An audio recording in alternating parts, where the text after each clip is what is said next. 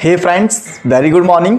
मैं आशुतोष गुप्ता स्वागत करता हूं आप सभी का हमारे ऑफिशियल यूट्यूब चैनल ए स्क्वायर अकेडमी पर। दोस्तों, आज के सेशन में हम लोग बात करने वाले हैं प्रैक्टिस सेट 6.4 की, जिसमें हम लोगों को ये जानना है कि दो त्रिभुजों के क्षेत्रफलों का अनुपात उनकी भुजाओं के वर्गों के अनुपात के बराबर होता है। तो कैसे होता है ये सब आज के सेशन में हम लोग जानेंगे।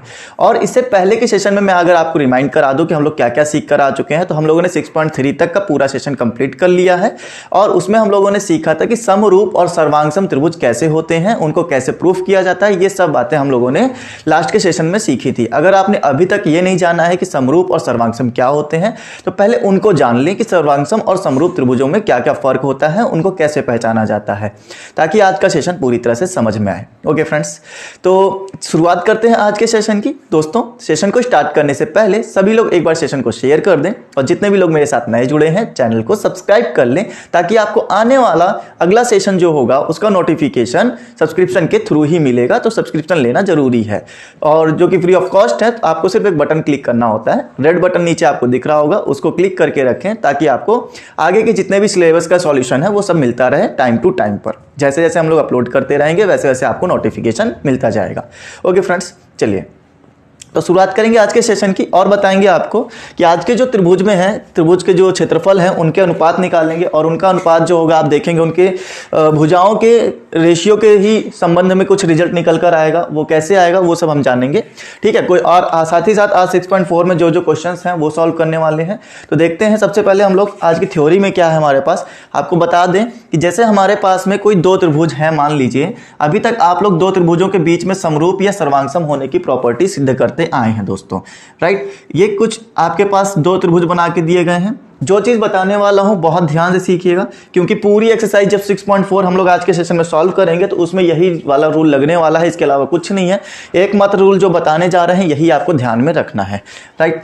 फॉर एग्जाम्पल, अगर आपके सामने कोई त्रिभुज ABC है, ठीक, उसके बाद में PQR कोई दूसरा त्रिभुज ले लिया आपने, तो इनमें है कि जो आपको क्षेत्रफल निकालना होता है, इनके अंदर का जो एरिया है, ठीक है, ये जो एरिया है, पहली बात तो इस एरिया का आपको इन दोनों के एरिया का क्या करना है, अनुपात निकालना है, मतलब कि इनको डिवाइड करना है। डिवाइड करने से क्या होगा, हमारा रूल ये कहता है, हमारी प्रमेय ये कहती है कि अगर आप एरिया निकाल लो किसका, एरिया ऑफ ABC का निकाल लो, त्रिभुज ABC, राइट। फिर एरिया निकाल लो आप किसका, PQR का, त्रिभुज PQR का एरिया निकाल लिया। ये जो होगा, बहुत ध्यान समझिए क्या कह रहे हैं, ये जो होगा ये संगत भुजाओं के अनुपात के वर्गों के बराबर होगा। अच्छा, संगत भुजाओं के अनुपात का वर्ग, तो संगत भुजा AB की संगत हमें मिल जाएगी PQ, AB की मिल जाएगी PQ। अगला वाला आप समझ गए होंगे, BC का मिल जाएगा QR, BC का रेशियो ले लो QR से, अनुपात बोला है ना, तो संगत भुजाओं के अनुपात, तो AC का मिल गया PR, हमने कहा AC का मिल गया PR, इनके वर्गों, ठीक है, इनका वर्ग कर दिया दोस्तों, तो इनके वर्गों के बराबर होता है। लेकिन कब होता है, इसकी एक कंडीशन है, ये तब ही होगा जब ये दोनों त्रिभुज समरूप होंगे। समरूप होने का कैसे हम लोग साइन लगाते थे, ऐसे अगर आपको लिखकर दे दिया गया है कि त्रिभुज ABC ये समरूप है त्रिभुज PQR का, तब ही आप ये कंडीशन लगा पाएंगे, अदरवाइज नहीं लगा पाएंगे। तो त्रिभुजों का अनुपात उनकी संगत भुजाओं के अनुपात के वर्ग के बराबर होता है। ये लैंग्वेज जरा याद रखिएगा, जैसे जैसे लिखा है वैसे वैसे आपको बोलना है, राइट। रट्टा नहीं मारना है कुछ भी। अगर आप थोड़ा सा भटक रहे हो तो आपको क्या करना है, आपको ये फॉर्मूला दिमाग में लाना है, और उसके बाद इसी वर्डों को आपको अपने अकॉर्डिंग बुनकर बस बता देना होता है, बस यही करना है, ठीक है।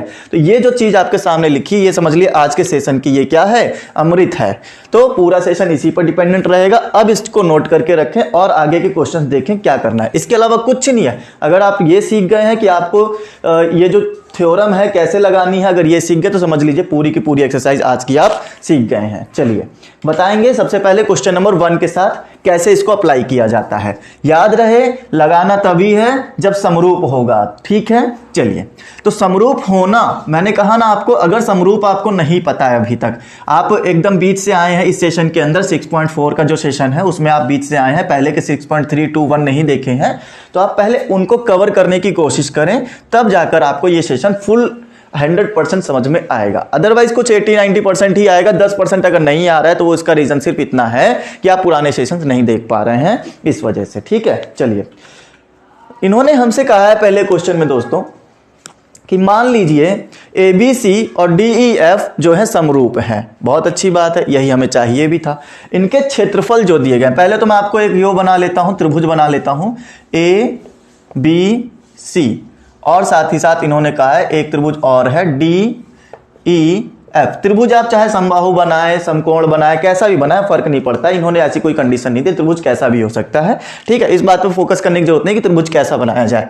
तो इन्होंने ये कहा है कि ये जो दोनों त्रिभुज है ना, ये हमारे समरूप है। मैंने तो त्रिभुजों के ही बीच में सिंबल लगा दिया, ठीक है। दिया है, क्या दिया है, चलो लिख देते हैं। दिया है, आपको दिया गया है त्रिभुज ABC, ये समरूप है, इसके त्रिभुज DEF का समरूप है, ऐसा हमको दिया गया है। अब दिया गया है तो हम लोगों को, मैंने आपको पहले ही बताया एक फॉर्मूला जो कि आपका अप्लाई होना चाहिए। अगर कोई दो त्रिभुज समरूप हैं तो उनके भुजाओं के अनुपात का वर्ग जो होगा उनके क्षेत्रफलों के अनुपात के बराबर होगा, ऐसा मैंने आपको बताया है। और क्या दिया है, और ये भी दिया है कि एरिया ऑफ, अगर मैं निकालूं एरिया ऑफ ABC निकालूं, ABC का क्षेत्रफल निकाला जाए, ये त्रिभुज है, इक्वल टू कितना दे दिया गया है, 64 और 121 दिया गया है, 64 सेंटीमीटर स्क्वायर। और एरिया अगर मैं निकालूं त्रिभुज DEF है ना, DEF का अगर मैं निकालने बैठूं तो वो दिया है 121 सेंटीमीटर स्क्वायर, क्रमशः दिया है, तो हमने क्रमशः के अकॉर्डिंग लगा दिया। ओके फ्रेंड्स, चलिए तो ये चीज हमें दी गई थी। अब हम लोगों को बताना है कि और भी दिया है। यदि इन्होंने कहा है कि EF जो है वो मेरा 15.4 है, EF 15.4 सेंटीमीटर का है। कहाँ EF, ये रहा, 15.4 सेंटीमीटर का है। तो आपको BC बताना है, ये कितना होगा आप ये बता दो, ठीक है। चलिए तो आपको पता है, चूंकि हमें ये पता है एरिया ऑफ त्रिभुज ABC का अनुपात निकालूं एरिया ऑफ त्रिभुज PQR के साथ, तो हमें यह पता है इनकी संगत भुजाओं के वर्गों, संगत भुजाओं के अनुपात के वर्ग के बराबर होगा। तो इसकी संगत भुजाएं तीनों लिखने की जरूरत है क्या, तीनों नहीं, होती तीनों है, ठीक है, बट आपको जो जरूरत है सिर्फ उसका यूज करें। आपको BC और EF चाहिए तो आप सिर्फ और सिर्फ BC ले लीजिए और उसका रेशियो दिखाइए EF के साथ में, और इसका क्या करें, वर्ग करें। उम्मीद करते हैं दोस्तों ये बात पूरी तरह से आपको क्लियर हो गई होगी। आगे देखिएगा, त्रिभुज ABC हमें दिया गया है 64, तो उसकी जगह रख दिया। त्रिभुज PQR दिया गया है 121, इसकी जगह भी रख दिया। यहां पर दिया गया था BC अपॉन EF का स्क्वायर। बहुत बढ़िया चीज।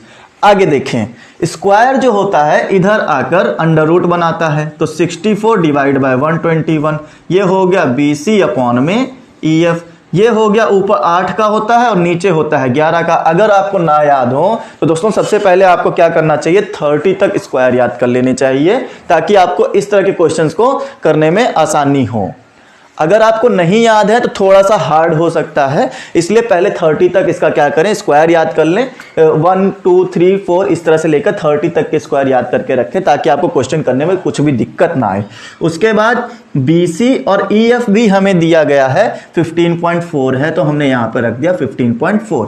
15.4 डिवाइड में है, इधर लेकर आए मल्टीप्लाई में। आप कह सकते हैं कि सर यहां पर आ जाएगा BC is equal to 8 into 15.4 upon में कितना आ गया, 11 आ गया। तो ये तो मल्टीप्लाई में आ गया 8 के साथ। अब क्या करें, मल्टीप्लाई करके डिवाइड कर लो। 8 4 जा 32, 8 5 जा 40 और 8 1 जा 8 मतलब 12, एक डिजिट से पहले पॉइंट, ये मेरे पास में आ गया 11। आप बता सकते हैं कितना आ रहा है, यहां पर आएगा 11 1 जा 11 बचा 11 1 जा 11, बचा 1 13 हो गया, फिर 11 1 जा 11, फिर 11 2 जा 22। एक डिजिट से पहले पॉइंट ले लेंगे हम लोग, तो मेरे पास में आ जाएगा BC की वैल्यू 11.2 सेंटीमीटर। तो ये मेरा जो आंसर आएगा वो आएगा 11.2। क्लियर है स्टूडेंट्स? उम्मीद करता हूं पहला क्वेश्चन पूरी अच्छे समझ में आ गया होगा, एकदम ब्रीफ में समझाया है। ठीक है, इसी तरह से आपको सब कुछ करना है, इसमें और कुछ भी नहीं है। यहां से आप चाहे तो सॉल्यूशन लिख सकते हैं, यहीं से हमने सॉल्यूशन स्टार्ट किया था, और यहां से सॉल्यूशन लिखने के बाद में यहां पर आंसर लिखेंगे कि भाई मेरा आंसर यहां पर क्लियर हो गया है। ठीक है फ्रेंड्स, चलिए आगे देखें, क्वेश्चन नंबर 2 स्टार्ट किया जाए। क्वेश्चन नंबर 2 में क्या बोलते हैं? क्वेश्चंस काफी मजेदार होने वाले हैं, पूरा सेशन आपको मजा आएगी। बस क्वेश्चंस को नोट करते रहें और सीखते रहें कि आप जो यहां पर आए हैं ना सीखने, वो चीज आपकी लगातार बनी रहे, तो इसलिए नोट करना ना छोड़ें। ठीक है, नोट करना बहुत जरूरी है कुछ सेशन को, तो नोट करके रखें आगे। बाकी अगर आपको लगता है कि क्वेश्चन नोट करने में टाइम वेस्ट हो रहा है, PDF मिल जाती तो अच्छी बात थी, तो PDF आपको दी जाएगी, आपको टेलीग्राम चैनल पे PDF मिलेगी, व्हाट्सएप ग्रुप पे भी PDF मिल जाएगी। इन सब के लिंक आपको डिस्क्रिप्शन में दिए गए हैं, आप चाहें तो वहां से हमारे साथ कॉन्टेक्ट कर सकते हैं। ओके फ्रेंड्स, चलिए आगे देखेंगे क्वेश्चन नंबर 2 में क्या कहते हैं। एक समलंब ABCD, जिसमें AB जो है वो DC का पैरेलल है। अच्छा, पैरेलल का मतलब समांतर है। अब समलंब में दो भुजाएं तो समांतर होती ही हैं, पहले 2 सेशंस में हम कई बार बता चुके हैं इनको, कि विकर्ण परस्पर O पर प्रतिच्छेदित करते हैं। यदि AB जो हो वो 2CD हो, तो त्रिभुजों AOB और COD का क्षेत्रफलों का अनुपात बताना है और कुछ नहीं करना है। चलिए दोस्तों देखते हैं आगे क्या करना है। एक समलंब बना लिया जाए सबसे पहले, और यह समलंब की खास बात यह है कि यहां पर A, B, C और D ऐसे रखने हैं कि AB का पैरेलल CD हो जाए, जैसा कि क्वेश्चन ने कहा है। ठीक है, हमको दिख भी रहा है ये वाला इसका पैरेलल है, बट ये दोनों पैरेलल नहीं है। आगे क्या बोलते हैं? O पर प्रतिच्छेदित करते हैं। कौन प्रतिच्छेदित करते हैं? इनके विकर्ण। इनके विकर्ण डाल दो, ये हमारा O पर प्रतिच्छेदित करता है, ये भी अच्छी बात है। अच्छा, और क्या कर सकते हैं? तो आपको ये बताना है कि AB बराबर 2CD दिया भी गया है। चलिए देख लेते हैं, AB बराबर 2CD है। AB बराबर 2CD मतलब ये जो ऊपर वाली साइड है इसके 2 गुना है। ठीक है, AB बराबर 2CD दिया गया है। अच्छा कोई बात नहीं, हो सकता था ये AB नीचे हो और CD ऊपर हो, तब ऐसा दिखे आपको, बट अभी तो CD जो है नीचे दिख रही है और AB ऊपर दिख रही है, उसके अकॉर्डिंग ये कुछ जो है एक्सेप्शन सा लग रहा होगा, बट आपको उससे फोकस नहीं करना। आपको सिर्फ ये ध्यान देना है कि ये दोनों हमारे जो हैं पैरेलल हैं, और दूसरी बात जो कंडीशन इनको दी गई है बुक में वो हमारे पास में लिखी हुई है। कहना क्या चाहते हैं? त्रिभुज ABC एरिया ऑफ AOB और COD, AOB और एरिया त्रिभुज COD का हमें निकालकर इन्हें देना है। राइट फ्रेंड्स, तो AOB कहां पर है? ये वाला है, इसको आप बहुत ध्यान से देखें। COD ये वाला है, इसको आप ध्यान से देखें। ऊपर वाले अपोजिट एरिया जो हैं ये आपको इनके वो निकालने हैं कि इनके त्रिभुजों का अनुपात कितना आएगा, ये निकालना। इन त्रिभुजों का अनुपात तो संगत भुजाओं के अनुपात के वर्ग के बराबर होता है, तो इनकी संगत भुजाओं का वर्ग निकाल दिया जाए, बस वही आंसर हो जाएगा। बट उसके लिए ये साबित करना जरूरी है कि भाई ये वाला त्रिभुज इस वाले त्रिभुज का समरूप है। बात समझ रहे हैं? ये त्रिभुज अगर इस त्रिभुज का समरूप होगा तभी तो हम एक फॉर्मूला जानते हैं कि त्रिभुजों के क्षेत्रफलों का अनुपात संगत भुजाओं के वर्ग अनुपात के वर्ग के बराबर होता है। राइट, तो सबसे पहला काम ये होना चाहिए कि हम इनको प्रूफ करेंगे कि ये समरूप हैं, और समरूप प्रूफ करने के लिए हम लोग क्या करते थे? समरूप प्रूफ करने के लिए कम से कम 3 चीजें हमको इसकी इक्वल दिखानी पड़ती थी। तो आप इस और इस त्रिभुज में देखकर बताएं मुझे कि कौन सी 3 चीजें आपको इक्वल मिलेंगी। मुझे तो बहुत साफ साफ दिख रही हैं। आपको पुराने सेशंस में भी समलंब के बारे में कराया गया है, अगर आपने पढ़ा होगा तो आपको पता चल गया होगा। आइए देखते हैं। त्रिभुज AOB तथा त्रिभुज COD में क्या देख रहे हैं हम लोग? त्रिभुज AOB और COD में हम लोग ये देख पा रहे हैं कि एंगल AOB इक्वल टू होगा एंगल COD का। एंगल COD का इक्वल होगा कौन सी परिभाषा से? भाई साहब ये वाला एंगल हमने कहा COD वाला AOB का इक्वल होगा कौन सी परिभाषा से? आप कह सकते हैं सर ये हमारा शीर्षाभिमुख है। शीर्षाभिमुख, भिमुख, हाँ ठीक लिखा है, शीर्षाभिमुख कोण है। ठीक है, मतलब अपोजिट कोण है एक दूसरे से, शीर्षाभिमुख कोण है। उम्मीद करते हैं ये बात क्लियर हो गई। एक चीज मिल गई। दूसरी चीज देखिएगा, मैंने कहा एंगल ODC इक्वल होगा एंगल OBA का, और यहां पर एंगल OCD इक्वल होगा एंगल OAB का। आप अगर त्रिभुजों के एंगल बहुत ध्यान से देख पा रहे हो तो मैंने ये कहा है कि ये जो ODC है ये वाला एंगल इक्वल होगा OBA का इधर वाले एंगल के, इधर वाले के एंगल के इक्वल होगा, और OCD वाला जो एंगल है ये वाला इधर वाले एंगल का इक्वल होगा। जिन बच्चों ने पुराना सेशन किया है उनको ये बात समझ में आ गई होगी, जिन्होंने नहीं किया है वो नहीं समझ पा रहे होंगे। मैंने आपको कई बार बताया है, जब दो त्रिभुज या दो पैरेलल लाइन किसी लाइन ट्रांसवर्सल लाइन से प्रतिच्छेदित की जाए तो इनके यहां पर ये जो अपोजिट साइड में एक ऊपर और एक नीचे कोण बनता है ना, ये एकांतर कोण होता है और ये दोनों कोण बराबर होते हैं।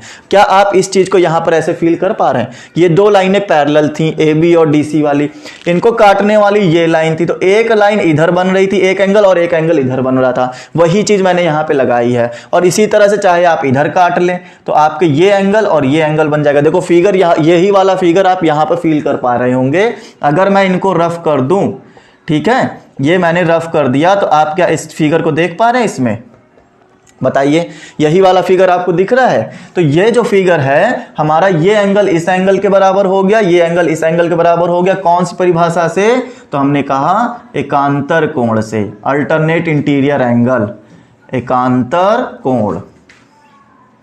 ओके फ्रेंड्स, एकांतर कोण से। उम्मीद है ये बात क्लियर हो गई। दूसरी बात करते हैं। अब अगर तीन चीजें बराबर मिल ही गई हैं तो इसका मतलब है कि त्रिभुज समरूप प्रूफ हो गया है।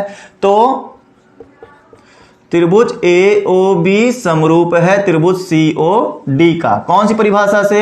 एंगल कसौटी से, एंगल कसौटी से हमारा ये प्रूफ हो गया है। अब अगर प्रूफ हो गया है कि भाई ये दोनों त्रिभुज समरूप हैं, तो अब मैं अपने थ्योरी के अनुसार ये लगा सकता हूं कि इन त्रिभुजों का अनुपात जो होगा संगत भुजाओं के अनुपात के वर्ग के बराबर होगा। चलिए देखते हैं। तो त्रिभुज AOB एरिया ऑफ त्रिभुज COD का अगर मैं रेशियो निकालूं, मुझे क्या चाहिए? अच्छा, इसका मतलब क्या होता है? समरूप हो जाने का मतलब होता है सारी की सारी भुजाएं बराबर हो जाना और सारे के सारे एंगल बराबर हो जाना, या यूं कहा जाए सभी भुजाओं का अनुपात बराबर हो जाता है। तो अगर मुझे तो चाहिए भाई साहब कि इनका जो अनुपात चाहिए, क्षेत्रफल का अनुपात, अगर मैं ये देखूं कि इसका बेस हमारा DC बनेगा और इसका बेस हमारा AB बनेगा, ठीक है, बट आप BC और AB मत लीजिए, आपको लेना है AB और CD, क्योंकि ये दो चीजें भी तो दी गई हैं, ये जो दो चीजें भी तो दी गई हैं हमें, इन्हीं का आप यूज करिएगा। इसका बेस AB है और इसका बेस DC है, इन्हीं का अनुपात ले लीजिए। तो इस वाले त्रिभुज का हमने AB ले लिया और इस वाले त्रिभुज का हमने CD ले लिया और इसका क्या कर दिया? वर्ग कर दिया। उम्मीद है ये बात क्लियर हुई। उसके बाद में आपको पता है कि यहां पर AB जो है वो 2CD है, तो यहां पे रख दो AB जो है वो 2CD है, या DC लिख लो, चलो CD ही लिखो, ठीक है। ये हो गया 2CD और इसका स्क्वायर, CD से CD कैंसिल हो गया, नीचे 1 बचेगा, तो आपका हो जाएगा 2/1 का स्क्वायर, जो कि आएगा 4/1। अगर मैं रेशियो की बात करूं तो रेशियो हो जाएगा दोस्तों 4:1 आ जाएगा। क्या ये बात क्लियर हो गई? 4/1 आ रहा है ना, तो 4:1, 2 का स्क्वायर 4 हो गया, 1 का स्क्वायर 1 हो गया। ये मेरा पूरा क्वेश्चन सॉल्व हो गया है। उम्मीद करता हूं पूरी तरह से बातें समझ में आ गई होंगी। जो चीजें हमने समझाई हैं इनको बहुत ध्यान से अपने दिमाग में बैठाते रहें, क्योंकि यही चीजें अभी हो सकता है अगले वाले क्वेश्चन में लगानी पड़ जाए।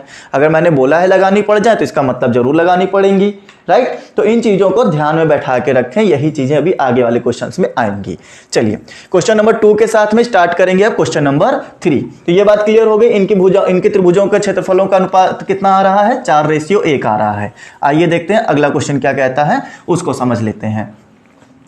क्वेश्चन नंबर 3 में एंट्री करेंगे। आज हमारे पास गिने चुने क्वेश्चन है, 7 क्वेश्चन है, जहां तक 7 की 8 क्वेश्चन है हमारे पास, ठीक है। तो आसान होगा, आराम से पढ़ते रहिए, देखते रहिए हम क्या क्या सिखा रहे हैं। क्वेश्चन नंबर 3, आकृति 6.44 में एक ही आधार पर BC पर दो त्रिभुज ABC और DBC बने हुए हैं। आप फिगर देख सकते हैं बुक में अपना, ठीक है। यदि AB सॉरी, यदि AD और BC को O पर प्रतिच्छेदित करते करे तो दर्शाइए कि area of ABC and area of DBC का जो अनुपात है वो AO अनुपात DO के बराबर आएगा। ये बात इन्होंने बोली है। क्वेश्चन समझाया जाए तो आपको बोला गया है कि एक आधार दिया गया है, ठीक है। मैं पहले फिगर बना देता हूं दोस्तों। ये देखो यहां पर आपको कुछ इस तरह से एक फिगर बनाकर दे दिया गया जिसमें बोला गया ये आधार है। ये जो आधार है इस तरह से एक आधार डाला गया है जहां पर आपको B और C बोला गया है। इस आधार पर दो त्रिभुज दिए गए हैं। ये आधार मानते हुए एक ऊपर साइड बनाया गया है और इसी को आधार मानते हुए एक नीचे साइड बनाया गया हुआ है। ऊपर साइड वाले को A और नीचे साइड वाले को हम लोगों ने D नाम दिया है। क्या ये बात ठीक है? हाँ।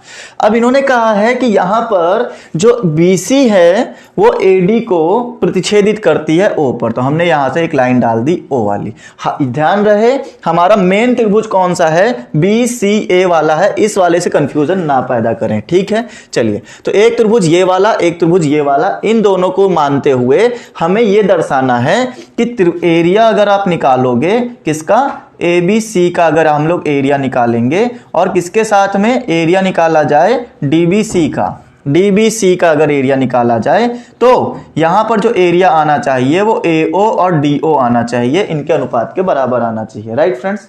चलिए, तो क्या करना चाहिए हमें? यहां पर हमें करना क्या चाहिए कि इनका जो निकालने के लिए पहले तो हमें यह सोचना चाहिए AO और DO मिलेगा कहां? AO यहां मिलेगा, DO मिलेगा यहां पर, ठीक है। बहुत ध्यान से देखिएगा, आपका AO जो है वो ऊपर वाले ट्रायंगल में डिपेंड करता है, DO जो है नीचे वाले ट्रायंगल में डिपेंड करता है, क्योंकि ट्रायंगल तो हमें यही बोला गया है ना कि BCA या फिर ABC, यही ट्रायंगल बोला गया है। तो AO हमारा ऊपर वाले ट्रायंगल में है, DO हमारा नीचे वाले ट्रायंगल में, मतलब भुजाओं का अनुपात लिया गया है। आखिर AO जो है ऊपर वाले ट्रायंगल की एक भुजा ही तो है। अगर एक भुजा है तो इसका मतलब है इनके त्रिभुजों का अनुपात निकाला गया होगा। लेकिन AO जो है इसकी माध्यिका की जैसी, मतलब कि एक U माना जाए, माध्यिका मान लो या एल्टीट्यूड मान लो, जिसको हम लोग क्या बोलते थे, लंबवत बोलते हैं ना, तो वो जो चीज है यहां पर डाली गई है, बट उसके जरिए यहां पे काम नहीं बनने वाला, क्योंकि आपको भुजाओं का अनुपात चाहिए। त्रिभुजों के क्षेत्रफलों का जो अनुपात होता है वो भुजाओं के अनुपात के वर्गों का योग होता है, वर्गों के बराबर होता है। तो यहां पर सबसे पहले आपको यह साबित करना होगा कि ये जो त्रिभुज है इस त्रिभुज का क्या है, समरूप है। तभी तो आप वो फॉर्मूला लगा पाओगे जो हमने सीखा है। तो समरूप होने के लिए पर इनके बीच में कुछ कंडीशंस हमें दिखानी पड़ेंगी। कौन सी कंडीशन दिखाई जाए जरा दोस्तों देखिएगा। इसके लिए ना आपको यहां पर एक रचना खुद से करनी पड़ेगी। रचना क्या करनी है मैं आपको बता दूं। रचना करने के लिए आप यहां पे खुद से एक चीज डालने वाले हो, और वो रचना कुछ इस तरह से होने वाली है कि त्रिभुज ABC में और त्रिभुज ABC, यहां पे लिख लेना त्रिभुज ABC और त्रिभुज DBC में, दो ही त्रिभुज है ना, एक ABC ऊपर वाला और एक DBC नीचे वाला। DBC में A तथा D से क्या करेंगे? A और D से हम लोग, A से और D से क्या करना है? हमें करना यह है कि BC पर लंब डाला जाए, लंब खींचो, ठीक है। ये बात क्लियर हो गई। तो A से मैंने एक लंब डाल दिया यहां पर, ये देखिए यहाँ पे पूरी लाइन बना ले हम लोग, डैश लाइन ना बनाओ, ये मैंने पूरी लाइन बना दी, 90 डिग्री पर लंब डाल दिया। इससे क्या होगा, AO जो होगा ना आपका इस त्रिभुज के अंदर बिलोंग करेगा। और इधर से अगर मैं एक और चीज डाल दूं, आपको एक लंब और डाल दिया यहां पर भी 90 डिग्री। अब यहां पर भी DO जो होगा इस वाले त्रिभुज में बिलोंग करेगा। छोटा त्रिभुज देखना, AO इसको नाम दे देते हैं E और इसको नाम दे देते हैं F, ठीक है। AOE और DEF में अब आप देख सकते होंगे कि यहां पर दो चीजें आपको मिल गई हैं। क्या इतनी बात क्लियर हो गई दोस्तों? अगर ये बात समझ में आ गई हो आपको तो आप जरा मुझे ये बताना, आप मुझे ये बताओ कि इसमें एक एंगल यहां पर, एक एंगल यहां पर 90 डिग्री का दिख रहा है। आप कहेंगे त्रिभुज AOE तथा त्रिभुज DFO में मैंने ये देखा कि एंगल जो आएगा AEO और एंगल DFO, आप देख लें AEO DFO दोनों ही 90 डिग्री पर आएंगे क्योंकि ये लंबवत हैं। राइट, ऐसी बात हमें समझ में आ गई। उसके बाद आप देखेंगे कि यहां पर ये जो एंगल है वो इस ट्रायंगल का है, ये वाला एंगल इस ट्रायंगल का है। इसका मतलब ये हुआ कि ये दोनों शीर्षाभिमुख हो गए। अब शीर्षाभिमुख हो गए तो angle O, angle A O और E, angle D O F, D O F, ये दोनों ही क्या है, शीर्षाभिमुख है। तो यहां पे मैंने लिख दिया है शीर्षाभिमुख कोण है। राइट फ्रेंड्स, इतनी बात क्लियर हो गई, बोलो यस।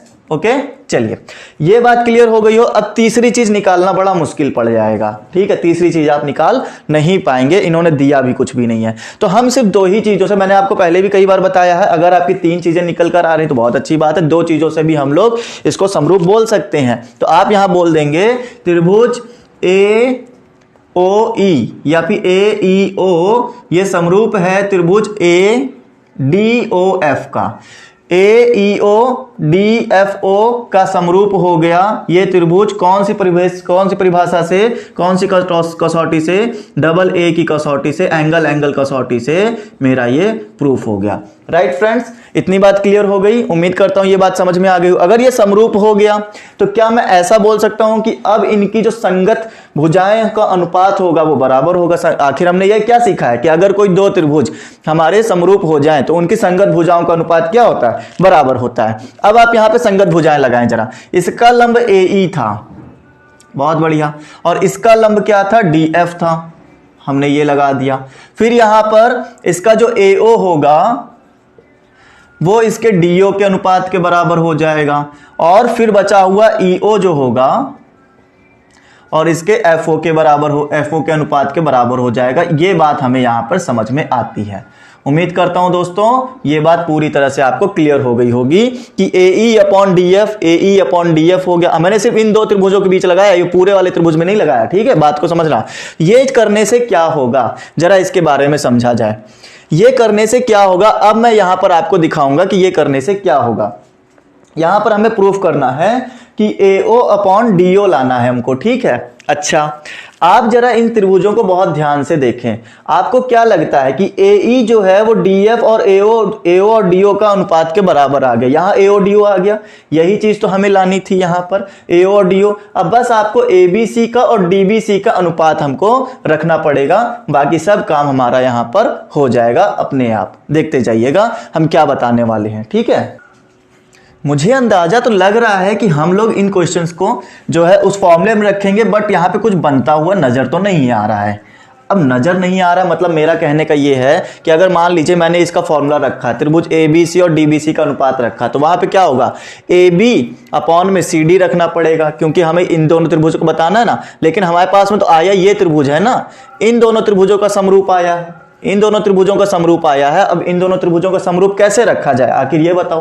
तो ये चीज जो है आप इन दोनों त्रिभुजों के लिए लगा सकते हैं कि AEO और DFO में हम लोग समरूप दिखा सकते हैं और इनके क्षेत्रफलों का अनुपात लगा सकते हैं। लेकिन दोस्तों हमको चाहिए क्या, हमको चाहिए ABC और DBC। तो ABC और DBC को हम लोग समरूप दिखाना चाहिए था, जो कि हमारे पास में अभी हुआ नहीं है। अब हम लोग करते क्या है, जरा इसको बात को समझिएगा। अगर मैं आपको एक चीज ये दिखाऊं कि आपके पास में A, B और C दिया हुआ है, एक त्रिभुज ऐसा है, और यहां से एक लंबवत लाइन डाली गई थी E वाली, जो कि आपको दिख रही होगी। ABC मैंने काट के रखा, उसके साथ ही में आपको यहां पर एक और चीज दिख रही होगी कि यहां पर D, B, C दिया गया है, जो कि साथ ही में F डाला गया है, लंबवत है यहां पर। अच्छा, इस कंडीशन पे मुझे ABC और DFC का लगाने की जरूरत नहीं है, समरूप दिखाने की जरूरत नहीं है। तो फिर क्या करेंगे, आप डायरेक्ट इनके क्षेत्रफल निकालिए जरा। अगर आपको त्रिभुज का क्षेत्रफल निकालना पता हो तो आपको बताया गया होगा एरिया जो होता है त्रिभुज ABC का वो क्या होता है, 1/2 गुणे लंब गुणे आधार। क्या पढ़ा है कभी इसका? अगर मैं लगाऊं ABC का लंब क्या है, AE है, और गुणे आधार क्या हो गया, BC हो गया। उम्मीद करता हूं बात समझ में आ गई होगी। फिर से आप लगाइए एरिया ऑफ DBC का, एरिया ऑफ DBC तो कैसे लगेगा, 1/2 गुणे लंब, लंब हो गया DF और गुणे आधार हो गया BC। उम्मीद करते हैं ये बात पूरी तरह से क्लियर हो गई दोस्तों, गुणे BC आएगा, राइट।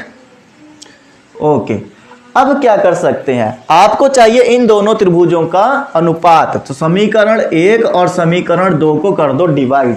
तो डिवाइड करने से क्या होगा, अनुपात निकलेगा, देखते जाइए। मैंने डिवाइड कर दिया त्रिभुज समीकरण 1 डिवाइड बाय समीकरण 2। देखिएगा और बताइएगा, एरिया ऑफ त्रिभुज ABC और एरिया ऑफ त्रिभुज DBC अगर मैं लगाऊं तो 1/2 गुणे AE इंटू BC आ गया और 1/2 गुणे DF इंटू BC आ गया। क्या यहां तक बात समझ में आई? अगर आप देखोगे तो 1/2 दोनों सेम है, BC सेम है, AE अपॉन DF आ गया। क्या ये बात ठीक है? AE अपॉन DF आ गया, लेकिन मुझे तो लाना था AO अपॉन DO। बहुत से बच्चों की नजर चली गई होगी आंसर पर। देखें आप लोग आंसर कहां आएगा, देखते जाओ। फिर मैंने कहा कि AE अपॉन DF जो आया है, एरिया ऑफ त्रिभुज ABC और एरिया ऑफ त्रिभुज DBC आया है AE अपॉन में DF, और यही AE अपॉन DF हम प्रूफ करके आ चुके हैं इन दोनों त्रिभुज के लिए कि AE अपॉन DF जो है वो AO अपॉन DO का इक्वल है। मतलब मैं यहां रख दूं AO अपॉन DO, बस इसको चाहो तो हटा दो बीच से, ये देखो इसकी जगह पर ये आ गया AO अपॉन DO आ गया। उम्मीद करता हूं दोस्तों ये बात आपको पूरी तरह से समझ में आ गई होगी। इतना ही काम करना था, खत्म हो गया, त्रिभुज हमारा प्रूफ हो गया। उनके क्षेत्रफलों का अनुपात जो होगा AO अपॉन DO आएगा। ये बात हमें यहाँ पर समझ में आ गई। ये कहां से रखा? अच्छा हमने AO अपॉन DO ये हमने रखा समीकरण 3 से। इसको चाहो तो समीकरण 3 बना लो या समीकरण A बना लो, कुछ भी बना लो, वहां पे लिख देना समीकरण A से हमने ये बात रखी कि AE अपॉन DF जो है वो AO अपॉन DO का बराबर आएगा। क्लियर हो गई? इस क्वेश्चन में सीखने लायक बात यह थी कि आपको यहां पर इनका जो एरिया था ये निकाल कर रखना था। ऐसे क्वेश्चंस भी बनाए जा सकते हैं, डायरेक्ट फॉर्मूला ही नहीं रखना। क्यों नहीं रखा? क्योंकि ABC हम लोग समरूप नहीं प्रूफ कर पा रहे थे इस वजह से, लेकिन इसको और इसको समरूप प्रूफ कर दिया। इससे हेल्प ये मिली कि AE और DF जो निकल कर आया वो हमारा निकल कर आया AO और DO के बराबर। उम्मीद है दोस्तों पूरी तरह से बातें समझ में आ गई होंगी। क्वेश्चन नंबर 4 पर चला जाए। अब क्वेश्चन नंबर 4 क्या कहता है उसको समझा जाए। राइट, चलिए क्वेश्चन नंबर 4 पर आ गए हैं। अभी तक अगर आपने सेशन को यार शेयर नहीं किया है तो जल्दी से शेयर कर दो, पसंद आ रहा हो तो लाइक कर दो, ठीक है। और आगे देखते जाओ। क्वेश्चन नंबर 4 क्या कहता है? हमसे यह कहा जा रहा है कि यदि दो समरूप त्रिभुजों के क्षेत्रफल बराबर हो, समरूप भी हैं और उनके क्षेत्रफल भी बराबर हैं, बात को समझिएगा, तो सिद्ध कीजिए कि वे त्रिभुज सर्वांगसम होते हैं। बात को बहुत ध्यान से देखिए। कहा क्या है? कोई दो त्रिभुज हमने मान लिए कि ABC और PQR ये दोनों हमारे समरूप भी हैं, और क्या बोला था? समरूप भी हैं और क्षेत्रफल भी बराबर हैं इनके, ऐसा इन्होंने बोला है। हमने कहा ठीक है भाई, समरूप अगर हैं, बात को समझिए, अगर ये समरूप हैं और आपको सर्वांगसम प्रूफ करना है। सर्वांगसम में क्या होता था? सभी अंग समान होते थे। मतलब इसका AB इसका PQ के बराबर आ जाना चाहिए, इसका BC इसका QR के बराबर आ जाना चाहिए, और इसका AC जो है PR के बराबर आ जाएगा। तो हम ये कहेंगे कि ये जो है सर्वांगसम है। तो इन्होंने दिया क्या है? दिया है त्रिभुज ABC का जो एरिया है वो बराबर है त्रिभुज PQR के, त्रिभुज PQR के एरिया के बराबर है। राइट, ये बात हमको बताई गई है यहां पर। चलिए आगे देखिए, ये तो हमें दिया गया है, साथ ही साथ ये भी दिया गया है कि ये समरूप है। अब समरूप है तो ये भी दिया गया है त्रिभुज ABC जो है वो हमारा समरूप है त्रिभुज PQR का। अब समरूप है दोस्तों तो एक चीज तो क्लियर हो जाती है कि इनकी भुजाओं का अनुपात का वर्ग जो होगा इन त्रिभुजों के अनुपात के बराबर होगा। तो चूंकि अब ये समरूप है तो हम ये जान चुके हैं कि यहां पर त्रिभुज ABC का एरिया निकाला जाए, उसका अनुपात निकाला जाए त्रिभुज PQR के साथ में, और फिर हमें पता है कि AB का अनुपात निकाला गया होगा PQ के साथ, और ये PQ का हो गया। अब उसके बाद BC का अनुपात निकाला गया होगा QR के साथ में, और साथ ही साथ AC का अनुपात निकाला गया होगा PR के साथ में। इनका जो अनुपात आएगा उसका वर्ग जो आएगा वो इनके बराबर होगा। क्यों? क्योंकि ये समरूप है। उम्मीद करता हूं ये बात क्लियर। अच्छा, इसी समीकरण में ये भी देखो कि यहां पर ABC जो है वो PQR का बराबर है, तो यहां पर रख दो जरा। तो एरिया ऑफ ABC की जगह पे हमने रख दिया PQR, त्रिभुज PQR। नीचे भी है एरिया ऑफ त्रिभुज PQR, और बराबर में ये सब नोट कर लो अपना, AB अपॉन में PQ का स्क्वायर, उसके बाद BC अपॉन में QR का स्क्वायर, और फिर उसके बाद में AC अपॉन में PR का स्क्वायर। उम्मीद है दोस्तों ये बात क्लियर, ठीक है। अच्छा, PQR का एरिया दोनों एक जैसे थे, कैंसिल होकर आंसर आ गया 1। ये हो गया AB अपॉन में PQ का स्क्वायर। यहीं से कहानी खत्म हो गई है, देखते जाइए। QR का स्क्वायर, AC अपॉन में PR का स्क्वायर, ठीक है, ये बात समझ में आ गई।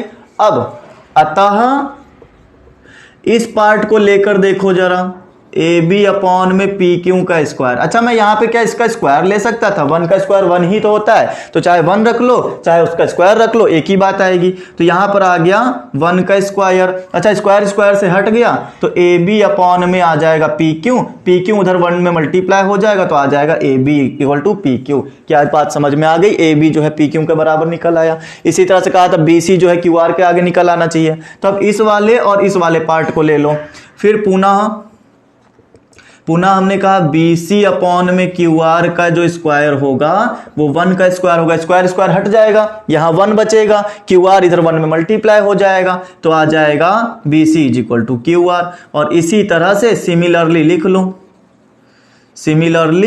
इसी तरह से AC बराबर PR हो जाएगा। अब क्योंकि तीनों भुजाएं बराबर आ गई हैं तो इसका मतलब ये सभी अंग समान हो गए हैं, अतः ये दोनों त्रिभुज हमारे क्या होंगे? सर्वांग सम होंगे। यही बात आप यहाँ पे लिखेंगे। क्लियर है फ्रेंड्स? उम्मीद करता हूं सारी बातें समझ में आ गई होंगी। क्वेश्चन नंबर 4 भी हो गया है, क्वेश्चन नंबर 3 भी हो गया हमारे पास में। आगे देखते हैं क्वेश्चन नंबर 5 क्या कहता है। 1 मिनट दीजिएगा, सिस्टम प्रॉब्लम कर गया मेरा। हाँ ठीक है। अच्छा, तो 5वें में ये बोला गया है, एक त्रिभुज ABC की भुजाएं AB BC CA के मध्य बिंदु क्रमशः DEF हैं। ठीक है, आप जरा समझिएगा, एक त्रिभुज बनाया गया है, वहां पर जो है DEF जो है इनकी भुजाओं के मध्य बिंदु बोले गए हैं। ठीक, आप देखिए, मैं फिगर बना देता हूं तो आपको ज्यादा समझ में आएगा, क्योंकि यहां पर वो नहीं दिया नहीं गया है, फिगर दिया नहीं बुक में, हमको खुद से जनरेट करना है। तो जैसे जैसे बोलते जाएंगे वैसे वैसे हम करते जाएंगे। ठीक है, चलिए। अच्छा, मध्य बिंदु बोला है तो मध्य बिंदु का एक बहुत बड़ा फायदा होता है कि वो बिल्कुल मिडिल में आके पढ़ते हैं, और मिडिल में आके पढ़ने का मतलब ये होता है कि वो भुजाओं को 2 बराबर भागों में बांट देता है। राइट, ये देखिए, क्या ऐसा समझ में आ रहा है आपको? ABC का मध्य बिंदु ये है, यहां पर भी मध्य बिंदु और यहां पर भी मध्य बिंदु है। तो यहां पर AB का मध्य बिंदु है D, उसके बाद BC का E और इसके बाद इसका F है। इसकी वजह से DEF एक ट्रायंगल बन गया। तो त्रिभुज DEF और ABC के क्षेत्रफलों का अनुपात ज्ञात कीजिए, क्या आएगा? ABC निकाल लो, त्रिभुज DEF निकाल लो, इन त्रिभुजों के क्षेत्रफल का अनुपात बताना है। अगर ये समरूप हो गए तो इसका मतलब है कि इनकी संगत भुजाओं का अनुपात जो होगा वो बराबर आएगा। ठीक है, अच्छा, लेकिन ऐसा अगर नहीं हुआ तो फिर क्या होगा? चलिए, पहले तो ये प्रूफ करना है कि DEF जो होगा वो ABC का हमारा क्या होगा? समरूप होगा। ठीक है, मध्य बिंदु दिया गया है, मध्य बिंदु के लिए ही हम लोग यहाँ पे काम करेंगे। मध्य बिंदु का बहुत बड़ा रोल है, मैंने पहले ही कहा है। मध्य बिंदु जब दिया गया है ना, तो इसका मतलब है कुछ ना कुछ कहना चाहता है क्वेश्चन। आप क्वेश्चन को मध्य बिंदु के अकॉर्डिंग जरा देखें। अगर इसने कहा कि ये इसका मध्य बिंदु है तो हम ये कह सकते हैं, चूंकि D और DEF है ना, आप ऐसे लिखिए इसको, DE और F जो है मध्य बिंदु है, मध्य बिंदु है। राइट फ्रेंड्स, ये हमने लिख के क्या साबित किया? हमने ये साबित किया कि अगर ये मध्य बिंदु हैं तो इसका मतलब ये है कि अगर किसी लाइन के मिडिल में कोई बिंदु डाला जाए तो वो इस लाइन को आधा इधर और आधा इधर तोड़ देगा। आधा आधा का मतलब क्या हुआ? बराबर बराबर तोड़ देगा। तो बराबर बराबर तोड़ देगा का मतलब ये हुआ कि अगर मैंने ऐसे कहा कि AD जो होगा वो बराबर हो गया DB का, क्या ये बात क्लियर हो गई? फिर उसके बाद में AE जो होगा, AF जो होगा वो बराबर होगा FC का, और उसके बाद में BE जो बराबर होगा वो बराबर होगा EC का। ये चीज मुझे यहां से समझ में आती है कि ये भाग इसके बराबर, ये वाला भाग इसके बराबर और ये वाला भाग इसके बराबर होगा। हालांकि हमें ज्यादा की जरूरत नहीं है, हम लोग इसको और इसको लेके चालू करेंगे क्योंकि हम लोग थेल्स थ्योरम लगाएंगे। ठीक है, थेल्स थ्योरम क्या होती है? अगर जो बच्चे 6.4 सीधा देख रहे हैं तो उनको थेल्स थ्योरम नहीं पता होगी, वो बताई जाए क्या होती है। पहले आप मुझे ये बताओ, अगर मैंने ऐसा लिखा तो चूंकि AB को क्या मैं ऐसा लिख सकता हूं, AD प्लस DB, पूरे AB को मैं AD प्लस DB लिख दूं तोड़कर, फिर AD की जगह पर या DB की जगह पर मैं AD यूज कर सकता हूं, इसीलिए मैंने इसको लिखा था। तो ये मेरा हो गया AD और ये हो जाएगा 2AD। इससे क्या फायदा मिलेगा? इससे फायदा मिलेगा कि AB अपॉन में AD की अगर रेशियो निकाला गया तो वो मेरे पास में आ गया 2:1। ये बात क्लियर? AD को डिवाइड में भेज दिया। ओके फ्रेंड्स, इसी तरह से अगर आप इसमें बात करें, अगर आप इसमें बात करते हैं तो इसी तरह से आप कह सकते हैं, सिमिलरली लिख लो। इसी प्रकार सिमिलरली हमने ये कहा कि भाई AB रखी, पूरी रखी तो हमने रखा AC, फिर उसके बाद में AD लिया, मतलब ये वाला, अब ले लो AF और ये भी हो जाएगा 2:1। ये बात क्लियर हो गई? अच्छा, ऐसा होने से होगा क्या, जरा ये बात समझे। AB को क्या मैं ऐसा लिख सकता हूं? वैसे तो थेल्स थ्योरम यहीं पर समझा सकता हूं, ठीक है, थेल्स थ्योरम यहीं पर लग जाती है, लेकिन जिन बच्चों ने 6.1 में पढ़ा होगा वो लोग कंफ्यूज हो जाएंगे कि सर ये ऐसा कैसे हो गया। ठीक है, तो उनके लिए मैं इसको एक और स्टेप क्लियर कर देता हूं कि AB को मैंने क्या लिख लिया, जरा इसको, इस चीज को समझे। मैंने ये AB को लिखा हुआ है कि AD प्लस DB लिख लिया। ओके फ्रेंड्स, नीचे मैंने लिख दिया AD और इसी तरह से आगे लगा दिया मैंने 2। ठीक, यहां पर देखोगे AD अपॉन में AD और DB अपॉन में AD कर दिया, DB अपॉन में AD कर दिया। ये हमारा क्या हो गया? कैंसिल हो गया, यहां बच गया 1 और 1 को उठा के उधर ले गए तो हमारे पास में आ गया DB अपॉन में AD इज इक्वल टू में 1 आ गया। ये मुझे इस वाली समीकरण से पता चल गई। ओके फ्रेंड्स, चलिए इसी तरह से आप इसको देखिएगा। इस वाली इक्वेशन को मैंने कैसे लगाया? AC था ना, AC को मैंने AF और FC में तोड़ दिया। AF प्लस FC तोड़ा, नीचे था हमारे पास में AF, फिर से इसको अलग अलग तोड़ लो। AF के नीचे AF ले लो, FC के नीचे भी AF ले लो, ताकि आप एलसीएम लोगे फिर से वही चीज आ जाएगी, कोई परेशानी वाली चीज नहीं है। इक्वल टू में 2 था, हमने 2 ले लिया, यहां से AF कैंसिल, बचा 1 को उधर ले गए। FC अपॉन में AF क्या आ जाएगा? 1 आ जाएगा। अगर आप देखें 1 यहां भी है, 1 यहां भी है, तो क्या मैं इसको ऐसे लिख लूं, समीकरण 1 और समीकरण 2 से, कि समीकरण 1 और 2 में हम लोग ये देख पा रहे हैं कि जो AD है या फिर DB है, वो DB जो है अपॉन में AD और 1 की वैल्यू हमने यहां से निकाल ली, FC अपॉन में आ जाएगा AF के बराबर। अच्छा, इस चीज को पढ़ें कैसे? इस चीज को ऐसे पढ़ो कि AD अपॉन में DB पढ़ो। अच्छा, इस चीज को मैं एक बार और बताता हूं, ये और क्या करो, इसको आप इसको ना ये कर लो, यहां पे बेटा जैसे ऐसे नोट करते जा रहे हो वैसे वैसे करते जाइएगा। ठीक है, आपने इसको, ये वाली चीज को ऊपर ले गए, इस वाली चीज को भी ऊपर ले जाएंगे तो अपने आप हो जाएगा AD अपॉन में DB इज इक्वल टू में AF अपॉन में FC। क्या ये बात क्लियर हो गई? अच्छा, इस चीज को पढ़ने का मतलब क्या हुआ? AD के नीचे DB आ गया और AF के नीचे FC आ गया। अब यहां पे क्या होगा? जिन बच्चों ने 6.1 पढ़ा है उनको बहुत अच्छे से पता है, यदि किसी त्रिभुज की 2 भुजाएं, ठीक है, यदि किसी त्रिभुज की 2 भुजाओं का अनुपात या फिर 2 भुजाएं जो टूटी हुई हैं, उन टूटी हुई भुजाओं का जो अनुपात है, अगर वो समानुपात में आता है, और किसकी वजह से आ रहा है? इस DF की वजह से टूटा था। AB जो है वो टूटा है D की वजह से, AC जो है वो टूटा है F की वजह से, मतलब DF की वजह से ये दोनों भुजाएं टूट गई हैं। तो हमारी जो थेल्स की थ्योरम कहती थी, थेल्स की थ्योरम का विलोम जो पार्ट होता था वो जो कहता था कि यदि कोई रेखा त्रिभुज की 2 भुजाओं को 2 अनुपात में तोड़ दे या 2 भागों में तोड़ दे, ठीक है, मैंने क्या बोला? यदि कोई रेखा DF जो है त्रिभुज की 2 भुजाओं को 2 भागों में तोड़ दे, 2 भुजाओं को 2 भागों में तोड़ दे, एक भागीय एक भागीय एक भागीय एक भागीय, और उन भुजाओं का या उन भागों का अनुपात बराबर आए अगर, उन भागों का अनुपात बराबर आए तो ये जो तोड़ने वाली भुजा होती है ये इस वाली भुजा की क्या होगी, तीसरी भुजा की समांतर होगी। क्या ये बात समझ में आई? इसी तरह से ये थेल्स की विपरीत थ्योरम है 6.1 में, बहुत बढ़िया जब हमने सिखा दी है। पूरा एक्सप्लेन अगर आपको समझना है तो आप 6.1 देख सकते हैं। यहां पर हम क्वेश्चन कर रहे हैं इसको प्रूफ करने का, तो हमने आपको मोटा मोटा ये समझाया कि अगर ये डीएफ त्रिभुज की दो भुजाओं को दो दो भागों में तोड़ती है और इन भागों का अनुपात अगर बराबर आ गया, ठीक है, तो हम ये कह सकते हैं कि डीएफ जो है वो बीसी का समांतर होगी। अतः डी थेल्स की विपरीत प्रमेय से हम ये कह सकते हैं कि डीएफ जो होगा वो पैरेलल होगा बीसी का। क्या ये बात क्लियर होती है दोस्तों?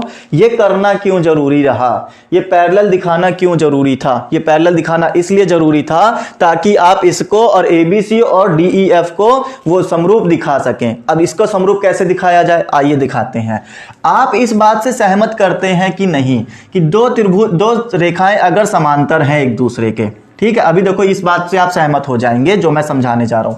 आप इस बात से सहमत हैं कि नहीं कि अगर दो रेखाएं समांतर हैं और उनको ऐसे या ऐसे कोई रेखा काट रही है, ठीक है, ऐसे और ऐसे कोई रेखा काट रही है, तो यहां पर जो एंगल बनेगा वही एंगल इसके बराबर होगा। बात को समझिएगा, क्योंकि रेखाएं क्या है, समांतर हैं। इसी तरह से यहां पर जो एंगल होगा वो यहां पे बनने वाले एंगल के बराबर होगा, क्योंकि ये क्या है, ये संगत कोण है, जिनको हम लोग कॉरेस्पॉन्डिंग एंगल बोलते थे, संगत कोण है, इनको संगत कोण बोला जाता है। यही चीज यहां फील करिए, आप जरा सोचिए। हमने कहा डीएफ और बीसी पैरेलल है, ये रही डीएफ और ये रही बीसी, ये क्या है, पैरेलल है। अच्छा, एक और चीज सिखाना चाहूंगा।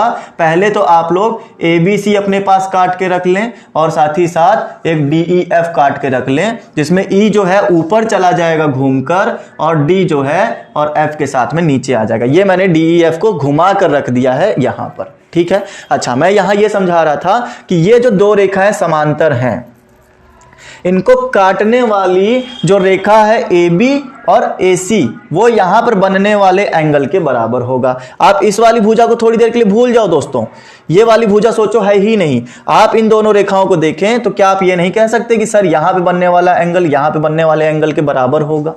क्या ऐसा बोला जा सकता है? अगर ऐसा बोल सकते हो तो समझो बहुत बड़ी बात आपने बोल दी है। ऐसा क्यों, आइए बताते हैं ऐसा क्यों होगा। जरा इस बात को आप, अच्छा इसको आप ड्रॉ कर लीजिए यहां पर, ठीक है, ये तो हमारा पूरा ही था ना। अच्छा, इस तरह करने से हो क्या रहा है, जरा इसको समझे। आपको देखने को मिलेगा डीईएफ में डीईएफ हो गया और एबीसी, ये दो त्रिभुज हमने आपके सामने काट कर रख दिए हैं। इनके बीच में कोणों का जरा संबंध आप समझिए कैसे दिखाया जा रहा है। बस आपको यहां पर इनके कोणों को बराबर दिखाना है और समरूप दिखाना है। तो करिए, देखिए क्या करेंगे। ये चीज समझ में आ गई आपको कि अगर दो समांतर रेखाएं हैं, कोई रेखा काटती है, तो आप वो जो कोण बनेंगे आपके क्या होंगे, बराबर होंगे, क्योंकि वो संगत कोण है। कई बार पहले भी बताया गया है। आगे देखिए, आपको यहां पता चल गया कि ये वाला एंगल इस वाले एंगल का और ये वाला एंगल इस वाले एंगल के बराबर होगा। तो हम लिख सकते हैं चूंकि एंगल ADF बराबर होगा एंगल ABC का, इस ABC वाले त्रिभुज का, ठीक है। एंगल AFD वाला जो बराबर होगा AFD, ये बराबर होगा ACD का, एंगल ACD का। तो इस तरह से हमें यहाँ पे तीसरी चीज नहीं मिलेगी। एक इसके बराबर मिल गया, ये वाला इसके बराबर मिल गया, तीसरी चीज नहीं मिल पाएगी। आप सीधा लिख सकते हैं त्रिभुज ABC जो है वो समरूप है त्रिभुज DEF का। क्यों? क्योंकि ये दो एंगल के इस कसौटी से समान प्रूफ हो रहा है। अच्छा, आगे देखिए, दो एंगल की कसौटी से अगर मिल गया है तो हम अब जब समरूप हमारा आ चुका है, समरूप आ चुका है, तो अब हम लोग क्या कह सकते हैं, हम लोग इनके जो त्रिभुजों का एरिया है वो हम लोग निकाल सकते हैं। त्रिभुज ABC और इस एरिया ऑफ त्रिभुज DEF, एरिया ऑफ त्रिभुज DEF, इनका अगर मैं अनुपात निकालूं तो मेरा क्या आएगा आप जरा बताइएगा। अगर ये और ये दोनों समरूप निकल कर आ गए तो इनके मैं आधार का अनुपात ले लूं क्या, इनके आधार का, इसका आधार DE मिल गया, इसका आधार BC मिल गया। तो मैंने कहा कि ठीक है भाई, उसका मैंने ले लिया, ऊपर ABC है तो ऊपर ABC वाले का BC रख लिया, नीचे वाले का DF रख लिया। ठीक है, इनका वर्ग, हाँ इनका वर्ग भी लेना है। तीनों भुजाएं लेने की जरूरत नहीं है, एक भुजा से खाली आधार निकालकर हम लोग इनका निकाल सकते हैं। ठीक, अच्छा अब यहां पर आपको BC और DF को कैंसिलेशन कैसे करना है जरा उसके बारे में समझिए, बहुत ही बेहतरीन चीज बताने जा रहे हैं। जब भी, ठीक है दोस्तों, जब भी मध्य बिंदुओं से मिलकर कोई लाइन डाली जाए, आप देखिएगा ये मध्य बिंदु थे, इनसे मिलाकर एक लाइन डाली गई थी, तो ये लाइन जो है देखो समांतर तो हमने प्रूफ की थी, लेकिन बिना प्रूफ किया हम आप इससे ये कह सकते हैं कि DF जो होगी वो BC का हाफ होगी, देखने से ही लगती है, छोटी लग रही है, आधार से हाफ होगी। क्योंकि हम लोग लिखेंगे क्योंकि D और F मध्य बिंदु हैं, अतः DF जो होगी वो हाफ होगी, किसकी हाफ होगी, BC की हाफ होगी। ये बात क्लियर हुई दोस्तों, BC की हाफ होगी। ये हमारी प्रमेय होती है, अगर आपको ना पता हो तो ये हमारी प्रमेय होती है, आपको ये याद रखनी है कि जब भी मध्य बिंदु से डाली गई रेखा होती है वो त्रिभुज के आधार की हाफ होती है, ये बात आपको ध्यान रखनी है। अच्छा, इसी चीज से आप त्रिभुज का ये समरूप वाली प्रॉपर्टी ये भी प्रूफ कर सकते हैं। DF को लिख लो हाफ BC, राइट, या BC को लिख लो हाफ 2DF लिख लो। उसके बाद में अच्छा BC को लिख लो 2DF, आपके लिए इजी हो जाएगा, 2DF हमने लिख लिया। अच्छा, यहां से देखो समरूप कैसे प्रूफ किया जाएगा, जो उतना बड़ा रास्ता चलकर आए हो, एंगल प्रूफ करके आए हो, उससे भी ज्यादा अच्छा रास्ता हमें ये लगेगा कि आप जो है DF को BC के अकॉर्डिंग ले लो, EF भी तो आपका मध्य बिंदु था, उसको AB के अकॉर्डिंग ले लेना, और आपका AC वाला जो था वो भी तो हमारा AC वाला जो आएगा ये हमारा DE के अकॉर्डिंग आ जाएगा। तीनों चीजें हाफ हाफ हाफ निकल कर आएंगी, तीनों को बराबर रखोगे, अनुपात में रखोगे। जब तीन चीजें अनुपात में आ जाती हैं तो इसका मतलब है कि वो समरूप होता है। ये बात तो आपको सिखाई है, आप इसी तरह से यहां पे रख सकते हैं। BC निकाल लेना, ठीक है, BC निकाल लो, AC निकाल लो और AD निकाल लो, बस उनका जो है अनुपात रख दो, वही अनुपात हमारा 2 के बराबर हमेशा आ जाएगा। यहां से भी समरूप प्रूफ हो जाएगा अच्छे से, ठीक है। और यही तरीका मुझे बताना भी चाहिए था, मुझे लग रहा है ये वाला तरीका बेकार में बता दिया क्योंकि ये लंबा पड़ गया थोड़ा सा, ठीक है। चलिए कोई बात नहीं, फिर भी अब तो बता ही दिया है। अच्छा, BC हमारा 2DF आ गया, तो यहां पे जरा रखा जाए। हमने कहा एरिया निकाला गया है त्रिभुज ABC का, और यहां पे रख दिया गया है एरिया DEF का, त्रिभुज DEF। तो क्या हो जाएगा, BC की जगह पे हमने रख दिया 2DF डिवाइड बाय DF। तो DF से DF कैंसिल हो गया, 4/1 आ जाएगा। यहां पर स्क्वायर लगा हुआ है ना, 4/1 मतलब 4:1 आ जाएगा। 2 का स्क्वायर 4 और 1 का स्क्वायर 1 मतलब कि 4:1। ABC और DEF का रेशियो हमारा कितना आ जाएगा, 4 आ जाएगा। यही बात इन्होंने कही थी कि त्रिभुजों के क्षेत्रफलों का अनुपात बताना है। ये हमारा क्वेश्चन कंप्लीट हो गया। ओके फ्रेंड्स, उम्मीद करेंगे पूरी तरह से समझ में आ गया है। कोई दिक्कत आई हो तो आप हमें कमेंट कर सकते हैं इस क्वेश्चन के लिए, ठीक है। आपको उसकी सॉल्यूशन के लिए भी आपसे डायरेक्ट कॉन्टेक्ट करके हम टेलीग्राम पर आपको आंसर दे सकते हैं। वैसे तो मुझे लगता है कि आपको ये पूरा क्वेश्चन समझ में आ गया है, कोई डाउट नहीं होना चाहिए इसमें अब और कोई चीज नहीं बची है जो बताने लायक हो। ये एक बात जान लीजिए, इसमें और कोई चीज नहीं बची है। अगर आपको अभी भी ना क्लियर हुआ हो तो सबसे पहले काम आप ये करिए, वीडियो को फिर से रिमाइंड करिए, जो चीजें आपको समझाई हैं फिर से एक बार देखिए पूरी तरह से, हो सकता है दोबारा क्लियर हो जाए, ठीक है। और एक और चीज मैं कह सकता हूं, अगर आपको लग रहा है कि अभी भी नहीं समझ में आया तो इसका एक ही बेसिक रीजन हो सकता है कि थेल्स की प्रमेय या तो आपको नहीं पता होगी कि थेल्स की प्रमेय हम लोगों ने कैसे पढ़ी थी, ठीक है। तो उसके लिए सेशन 1 देखना जरूरी है। आपको 6.1 में आपको बताया गया है, 6.1 तो बहुत दिन हो गए कराए। अगर आपको याद हो तो 6.1 में मैंने थेल्स की 2 प्रमेय पढ़ाई थी, एक सीधी वाली एक उल्टी वाली। अगर आपको वो नहीं तैयार होगी तो भी इसका एक रीजन हो सकता है। अगर आपको ये नहीं पता है कि मध्य बिंदु से बना हुआ रेखा तीसरी भुजा के डबल होती है तो ये भी आपकी क्या, तीसरी भुजा के डबल होती है तो ये भी आपके लिए प्रॉब्लम हो सकती है। प्रॉब्लम मत बनाइए, जो चीजें सिखाई हैं उनको याद रखिए, उनको जो है सीखिए। ये थ्योरम भी होती है, इस बारे में थोड़ा जानिए, ठीक है। हो सकता है आपने 9th में चीजें ना पढ़ी हो तो इसी वजह से आज प्रॉब्लम कर रही हो, वरना ये सारी बातें आपको 9th में बताई गई होंगी। आगे देखते हैं। सिद्ध कीजिए कि दो समरूप त्रिभुजों के क्षेत्रफलों का अनुपात इनकी संगत माध्यिकाओं के अनुपात का वर्ग होता है। ये फिर से एक अच्छा सा बेहतरीन क्वेश्चन देखते हैं। यहां पर इन्होंने कहा है कि भाई दो त्रिभुजों के ए बी सी और उसी के साथ में हमने एक और त्रिभुज ले लिया पी क्यू आर। ठीक है फ्रेंड्स, यहां पे बोला गया है इनकी माध्यिका। ठीक है, माध्यिका डाल दी। माध्यिका क्या काम करती है? इन दो चीजों को बराबर बराबर तोड़ती है, बीसी को बराबर बराबर भाग में तोड़ देगी। माध्यिका का काम ये होता है। अच्छा, तो यहां पर हमने कह दिया एबीसी में हमने ई वाली माध्यिका डाल दी और यहां पर टी वाली माध्यिका डाल दी। ये हमने यहां पर बना लिया। ये सब आपको लिखना होगा। ठीक है, मैं लिख नहीं रहा हूं, आप लिखोगे। त्रिभुज एबीसी में हमने एई को माध्यिका बनाया है, त्रिभुज पीक्यूआर में पीटी को माध्यिका बनाया है। ये सब आपको यहां पर लिखना है। आपको प्रूफ क्या करना है कि त्रिभुजों का जो अनुपात आएगा वो हमारी माध्यिकाओं के अनुपात के वर्ग के बराबर होगा। अभी तक भुजाओं के अनुपात का वर्ग होता था, लेकिन अब माध्यिकाओं के अनुपात के वर्ग के बराबर होगा। अच्छा, एक बात इन्होंने और बोली है कि ये जो त्रिभुज हैं, ए बी सी वाले त्रिभुज, ये जो है पी क्यू आर का समरूप है। ऐसा इन्होंने खुद बोला है कि त्रिभुज A B C P Q R का समरूप है। अब भाई समरूप है तो इसकी भुजाओं का अनुपात क्या होगा? वो हमारा बराबर होगा। चलिए लगाते हैं। तो ए बी का अनुपात जो होगा वो हमारा बराबर होगा पी क्यू के। इसलिए इसलिए ए बी का अनुपात पी क्यू के बराबर बी सी का अनुपात हमारा क्यू आर के बराबर और ए सी का अनुपात हमारा पी आर के बराबर होगा। दोस्तों, क्या ये बात क्लियर हो गई? अच्छा, अब आपको यह भी समझाना पड़ेगा कि बी सी का जो अनुपात आ रहा है, आप जरा ध्यान से देखिएगा। बीसी वाला जो अनुपात है, ठीक है, बीसी वाली जो भुजा है वो हमारी माध्यिका की वजह से दो भाग में टूटेगी, जिसकी वजह से हम ये लिख सकते हैं कि बीसी को मैं लिख सकता हूं कि बीई प्लस ईसी। और आपको पता होगा ये दो बराबर भाग टूटे, मतलब ये बराबर है इसके, बीई बराबर है ईसी के, तो मैंने ईसी की जगह पर बीई रख दिया। कोई दिक्कत नहीं होनी चाहिए, ये लिख के दिखा देना चाहिए। ठीक है, पहले वाले क्वेश्चन में हमने करके भी दिखाया है ये चीज। तो BC बराबर आ गया 2BE। इसके करने से क्या होगा आइए बताते हैं। जब हमने यहां पर लगाया तो यही चीज यहां पर लगाइए, पुनः करिए, पुनः।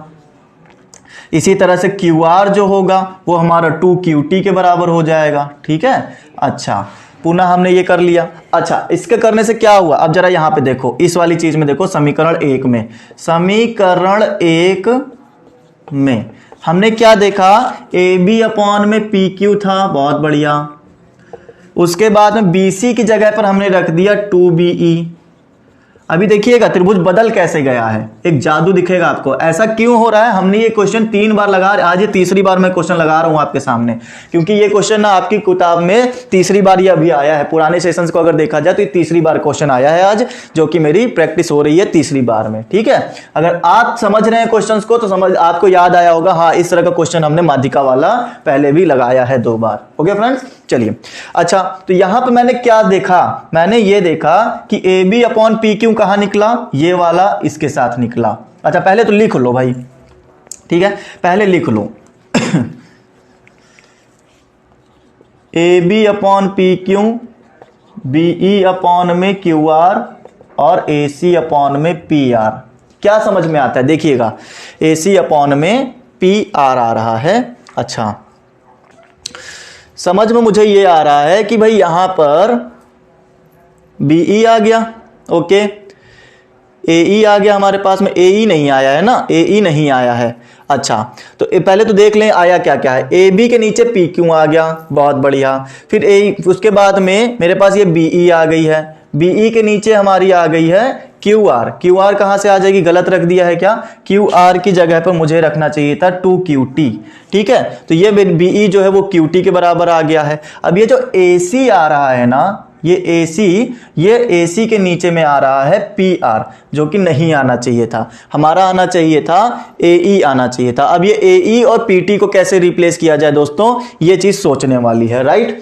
चलिए, तो आपको दिखाया जाए कि यहां पर ये चीज कैसे रिमूव होगी, कि हमारा AC जो है वो PR को कैसे रिप्लेस करेगा, जरा इस बारे में देखिएगा। हमको प्रूफ क्या करना है? हमको प्रूफ करना है कि इनकी संगत माध्यिकाओं के अनुपात के वर्ग के बराबर होता है। अच्छा, BE अपॉन QR। अच्छा हाँ ठीक है, आ तो गया, हमारा काम चल गया। देखिए ये चीज क्लियर हो गई कि नहीं आपकी, ये चीज क्लियर हो गई, ठीक है। इन्होंने खुद कहा था कि यहां पर ये जो है ये दोनों समरूप हैं हमारे। अच्छा यहां पर इन्होंने ये बोला है कि समरूप त्रिभुजों के क्षेत्रफलों का अनुपात निकालो। अब इनका अनुपात निकालो जरा, ठीक है। आप अनुपात निकालोगे तो क्या रखोगे जरा मुझे ये बताओ। हमने कहा चूंकि ये चीज बन के तैयार हो गई हमारी, यहीं से काम हम लोग लेंगे, ठीक है। यहां से कैसे काम लेंगे, अच्छा मुझे तो AE चाहिए ना, AE चाहिए, BE नहीं चाहिए दोस्तों, BE नहीं चाहिए, मुझे चाहिए AE। हाँ आ गया आ गया आ गया, समझ में आ गया। देखिए जो कंफ्यूजन हो रही थी वो कहां हो रही थी, अब जरा समझिएगा। मैं यहां पर ये दिखाऊंगा अब आपको कि AB जो है ये मिल गया। आप कहेंगे बहुत बढ़िया सर, मिल गया, हाँ ठीक है। PQ के साथ में रेशियो मिल गया, ठीक है। उसके बाद में BE यहां पे मिला और QT यहां पे मिला, ठीक है। दो चीजें मिल गई, ठीक है, ये QT है। हाँ अब AC और PR को थोड़ी देर के लिए इग्नोर मारेंगे, ठीक है, इग्नोर नहीं मारेंगे फिलहाल। अब देखो आगे मैं क्या दिखाने वाला हूं। क्या आप मुझे यह बता सकते हैं कि एंगल B जो होगा एंगल Q का इक्वल होगा? क्या आप मुझे यह बता सकते हैं? किस तरह से बताएंगे? क्योंकि इन्होंने खुद कहा है कि जो ABC है वो PQR का क्या है, समरूप है। तो समरूप है तो अभी अभी हमने लिखा था कि इनकी भुजाओं का अनुपात बराबर होगा, उसी के जरिए ही तो हमने ये वाली बात बताई थी। अच्छा दूसरी बात ये भी बता देनी चाहिए थी हमें साथ ही साथ कि एंगल A बराबर होगा एंगल P का, एंगल B बराबर होगा एंगल Q का, और एंगल C बराबर होगा एंगल R का। ये बताना चाहिए था मुझे, बट अब बता दे रहा हूं क्योंकि ये समरूप है इसलिए इनके तीनों एंगल क्या होंगे, बराबर होंगे। तो इस कंडीशन के आगे एक और चीज देखो, तो चूंकि एंगल AB और E बराबर है एंगल PQT का। सर ये क्यों बता रहे हो, जरा ये बताइए आप, ये क्यों बताया जा रहा है? ये हमें इसलिए बताया जा रहा है, अगर आप फोकस करो, क्या फोकस करना है, ABE त्रिभुज पर फोकस करो और PQT पर फोकस करो। मेरे कहने के अकॉर्डिंग आप फोकस करो ABE और PQT में। क्यों फोकस करवा रहा हूं, आपको यहां तीन चीजें बराबर दिख रही हैं दोस्तों। एक तो ये वाली भुजा इस वाली भुजा के अनुपात के बराबर दिखेगी, इस वाली भुजा में BE और QT में। क्या ये बात क्लियर हो गई कि दो भुजाओं का अनुपात बराबर है इस त्रिभुज के लिए, ठीक है। इसको छोड़ सकते हो आप, छोड़ दो कोई दिक्कत नहीं। यहां पर आप लिख लो AB अपॉन में PQ बराबर है BE अपॉन में QT का। ये मैंने एक बात यहां बताई, दो भुजाएं हमारी क्या है, अनुपात में है, बराबर है। तीसरी चीज मैंने कही कि इस ABE में PQT में ये वाला जो एंगल है और ये वाला एंगल जो है वो बराबर है, क्योंकि ये समरूप त्रिभुज थे ABC और PQR। तो हमने ये देखो यहां पे लिख दिया, तो दो भुजाएं बराबर, एक एंगल बराबर। इस आधार पर मैं ये कह सकता हूं, इस आधार पर मैं ये कह सकता हूं कि त्रिभुज ABE वो समरूप है त्रिभुज PQT का। बस यही तो हमें साबित करना था कि जब तीन चीजें बराबर आ गई तो ABC जो है PQT का समरूप है। इसके करने से क्या होगा, इसके करने से यह होगा कि अब हम इनकी भुजाओं का अनुपात रख पाएंगे। अच्छा अब क्योंकि समरूप है तो इनकी भुजाओं का अनुपात बराबर होना चाहिए। देखिए रखते हैं, AB अपॉन में PQ रखा, वही चीज रखने जा रहे हैं, अब ये नहीं आएगा। बस BE अपॉन में QT रख दिया और AE अपॉन में PT रख दिया। दोस्तों यही हमें चाहिए था, AE अपॉन में PT, माध्यिका का ही अनुपात तो हमें चाहिए था। यही माध्यिकाओं का ही तो अनुपात वर्ग बनाएगा। अब देखो क्या करना है, चूंकि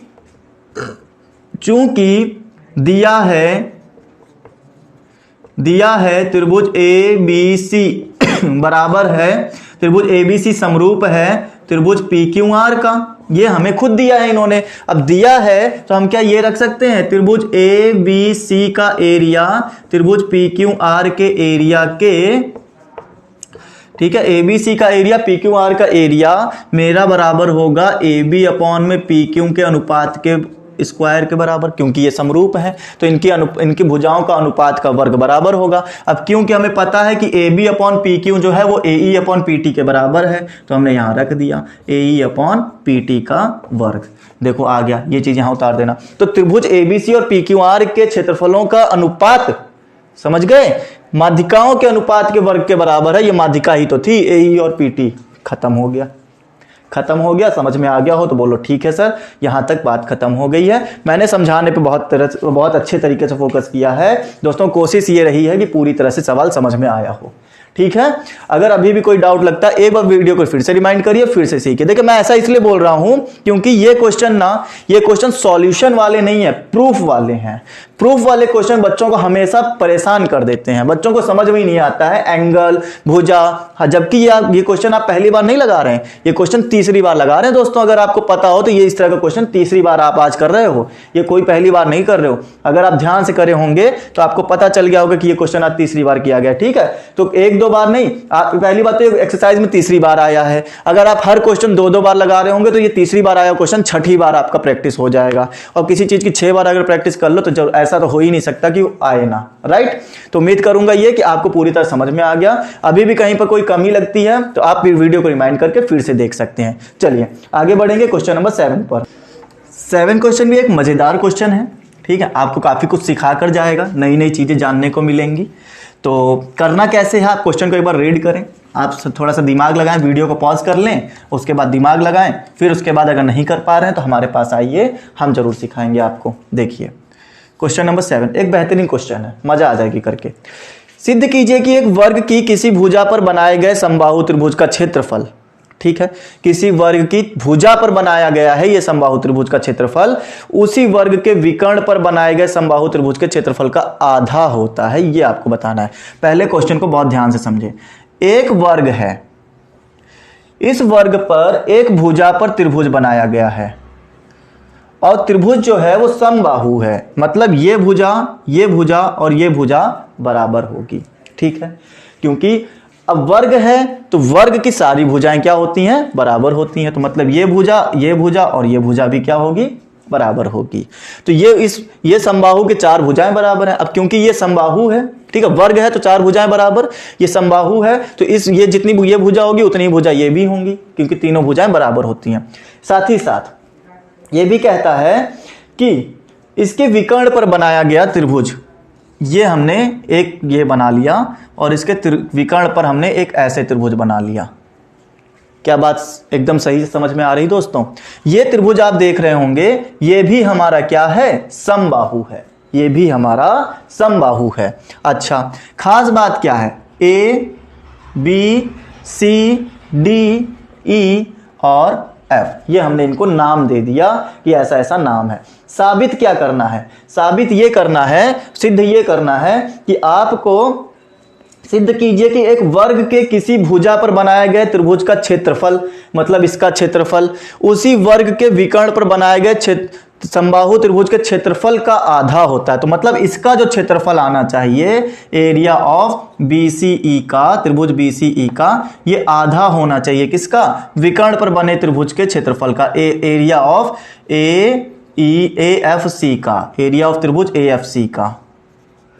राइट फ्रेंड्स, ये आपको सिद्ध करना है, बहुत बढ़िया चीज है। मतलब AFC को आप इधर ले आओ तो एक तरह से इस वाले त्रिभुज और इस वाले त्रिभुज का क्षेत्रफल का रेशियो निकाला जा रहा है, राइट। चलिए देखते हैं करेंगे कैसे। अब क्योंकि इन्होंने हमसे बोला है, चूंकि त्रिभुज AFC और त्रिभुज BCE क्या हैं, दोनों समबाहु हैं। दोस्तों एक बात जरा बात को बहुत ध्यान से याद कर लीजिए, समबाहु हैं। जब भी कोई त्रिभुज समबाहु हो जाए, उनकी तीनों भुजाएं आपस में बराबर रहें, आपस में का मतलब है ये खुद में 3 भुजाएं बराबर हैं और वो खुद में 3 भुजाएं बराबर हैं, ऐसा हम कहना चाहते हैं, ठीक है। तो क्या होगा, तो ये होगा ये कि ये जब समबाहु हैं दोनों, तो इसका मतलब ये ऑलरेडी समरूप हैं, इसलिए यहां लिखोगे, इसलिए यह त्रिभुज समरूप होंगे, समरूप होंगे। कौन सा रीजन से समरूप होंगे, समबाहु होने की वजह से समरूप होंगे। उम्मीद है ये बात क्लियर हो गई, ठीक है। इसलिए ये त्रिभुज क्या होंगे, समरूप होंगे। अगर समरूप है, अगर त्रिभुज AFC समरूप है त्रिभुज BCE का, अगर AFC BCE का समरूप है तो इनकी भुजाओं का अनुपात क्या होगा, बराबर होगा। तो BC इसका आधार दिख रहा है तो इधर से BC इसका आधार ले लो, AC और BC, AC अपॉन में BC ले लिया, इसका ले लो AF और इसका ले लो BE, बहुत बढ़िया। फिर इसका ले लिया हमने FC और इसका ले लिया हमने CE। ये चीज हमें यहां पर क्लियर हो जाती है। उम्मीद करते हैं ये बात आपको समझ में आ गई होगी, राइट। और क्या जानना जरूरी है? और जानना ये जरूरी है कि हमारे पास में जो विकर्ण होता है, जो विकर्ण होता है, एक वर्ग का जो विकर्ण होता है, वर्ग का विकर्ण वो होता है √2 इंटू भुजा। क्या होता है? √2 इंटू भुजा होता है। अब भुजा क्या है यहाँ पर? भुजा तो AB भी है, BC भी है, CD भी है और AD भी है। देखो ये और ये लेने की जरूरत नहीं क्योंकि इन पर कोई काम नहीं हो रहा है। BC ले लो या तो AB। अब BC ज्यादातर ले लो क्योंकि AB पर भी कोई काम नहीं हो रहा है, BC ही हम ले लेते हैं। तो √2 इंटू BC हो जाएगा वर्ग का विकर्ण। उम्मीद करेंगे ये बात भी क्लियर हो गई होगी दोस्तों, राइट। ऐसा करने से अब और क्या होगा सर? आपको ये तो पता ही चल रहा है कि हाँ AFC का और BCE का अगर मैं इसको बटे में भेज दूं तो रेशियो लिया जा रहा है। क्या ये बात क्लियर हो रही है? यहां पर इनका रेशियो लिया जा रहा है। अब रेशियो लिया जा रहा है तो रेशियो हम भी रेशियो बनाएंगे इन त्रिभुजों का, और रेशियो बनाना भी जायज है क्योंकि हमने क्या बोला? AFC और BCE, AFC BCE समरूप है। अब समरूप है तो भुजाओं का अनुपात का वर्ग बराबर होगा, ठीक है। चलिए, तो चूंकि त्रिभुज, एरिया ऑफ त्रिभुज, पहले किसका ले लें? BCE का ले लो, चलो BCE का ले लिया, ठीक है। हाँ, नीचे आ गया एरिया ऑफ त्रिभुज AFC का। तो देखो क्या आ जाएगा, पहले BCE का लेना है तो हमने कहा BCE का, देखो यहां पे उल्टा रखा हुआ है, इसको हम लोग सीधा करके रख ले रहे हैं। पहले BC आ गया, नीचे आ गया AC का स्क्वायर। क्या ये बात समझ में आती है आपको? ये बात क्लियर है आपके लिए? ठीक है। अच्छा, ये जो वर्ग का विकर्ण था वो क्या था? वो हमारे पास AC था। ये बात ठीक। अगर ये AC था तो आप जरा यहां पे देखें, आप जरा यहां देखकर मुझे ये बताएं कि BC और AC के पास में ये हो गया BC, नीचे आ गया AC। AC की जगह पर √2 BC रख सकता हूं। BC से BC कैंसिल हो जाएगा, BC से BC कैंसिल होगा। इसका यूज कर लिया ना हमने, हाँ ये यूज हो चुका है। अच्छा, BC से BC कैंसिल हो गया, 1 अपॉन में √2 का स्क्वायर बचा और उसके बाद में 1/2 बचा। जब भी √2 का स्क्वायर किया जाता है तो 2 आता है, ये भी याद रखिए, आपको पता ही होगा ये सब बातें। एरिया ऑफ त्रिभुज BCE और एरिया ऑफ त्रिभुज AFC दोनों ही बराबर आ गए। हमें चाहिए था BCE और AFC को उधर भेज दो, तो एरिया ऑफ BCE ये बराबर हो गया एरिया ऑफ त्रिभुज AFC के हाफ के बराबर हो गया। उम्मीद करते हैं दोस्तों ये बात आपको पूरी तरह से समझ में आ गई होगी। यहां पर और कुछ भी नहीं था इस क्वेश्चन के अंदर, यही चीजें जो है, स्टेप्स जो है आपको ध्यान रखने हैं और करके रखना है, क्योंकि आपके लिए नया नया पड़ेगा, इसीलिए आपको थोड़ा सा यहां पर चीजों को ध्यान से देखना है और सीखना है, राइट। अगर आप इस क्वेश्चन की 1 से 2 बार प्रैक्टिस करते हैं तो मैं आपसे शर्त लगा कह सकता हूं कि आप इसको 95% तक बिना कुछ सोचे समझे इसको कर पाएंगे। और वैसे तो मैं आपके लिए अगर आपके नजरिए से सोचूं तो आपके लिए फिगर जो है काफी ही क्रिटिकल बना दिया गया है, राइट। बच्चों को फिगर समझ में ही नहीं आएगा कि बोल क्या रहा है, फिगर दिखाना क्या चाहता है, बट फिगर वही बोलना चाहता है जो आप सीखकर आ चुके हो। फिगर आपके ही अकॉर्डिंग बात कर रहा है, कहीं और से बात नहीं कर रहा है, ओके। चलिए अगला क्वेश्चन देखेंगे। अगला क्वेश्चन हमारे पास में क्वेश्चन नंबर 7 के बाद 8 आता है। सही उत्तर चुनिए, अपने उत्तर का औचित्य दीजिए, मतलब कि अपने उत्तर का वो दीजिए, प्रूफ दीजिए कि आपको हाँ ये कैसे आया ये उत्तर, ठीक है। चलिए, उत्तर चुनने की बात की गई है, मतलब कि आपको पहले तो क्वेश्चन सॉल्व करना पड़ेगा, प्रूफ देना पड़ेगा कि हाँ ये उत्तर मेरा ऐसे आया है, और उसके बाद में फिर आगे का काम समझाएंगे कि वो कैसे आया है। चलिए, इन्होंने कहा है क्वेश्चन नंबर 8 में कि ABC और BDE दो समबाहु त्रिभुज, फिर से समबाहु बोल दिया, बहुत ध्यान से रखें, समबाहु है तो समरूप होंगे। त्रिभुज इस प्रकार से है कि D भुजा BC का मध्य बिंदु है। अच्छा, त्रिभुजों ABC और BDE का क्षेत्रफल का अनुपात बताइए क्या होगा। पहली बात तो इन्होंने ये बोला है कि ABC और BDE, ध्यान दें ABC